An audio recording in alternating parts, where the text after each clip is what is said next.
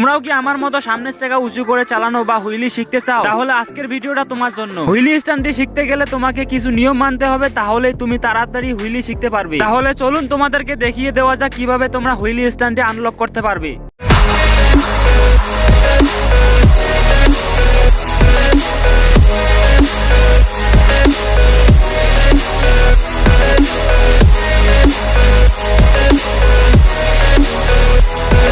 Wheelie স্ট্যান্ডটি শেখার জন্য প্রথমেই তোমার সাইকেলের গিয়ার গুলোকে কমিয়ে নিতে হবে। তোমরা চাইলে পিছনের গিয়ার 2, 3 অথবা 4 এর মধ্যে রাখতে পারো, কিন্তু সামনের গিয়ার তোমাদেরকে 1 এর মধ্যে রাখতে হবে। এরপরে তোমাকে যে কাজটি করতে হবে সেটা হচ্ছে যে তোমার সাইকেলের সিটটা একটু উঁচু করে নিতে হবে, তাহলে তুমি সামনের চাকাটা খুব সহজেই তুলতে পারবে। এখানে আমার সাইকেলের সিটটা ডাইরেক্ট করা, যার কারণে আমি সিটটা উঁচু করব না। এরপরে যে জিনিসটা বেশি ইম্পর্টেন্ট সেটা হচ্ছে যে তোমার সাইকেলের মধ্যে পিছনের ব্রেক থাকতে হবে। ব্রেক না থাকলে তুমি কখনোই লং হুইলি নিয়ে যেতে পারবা না।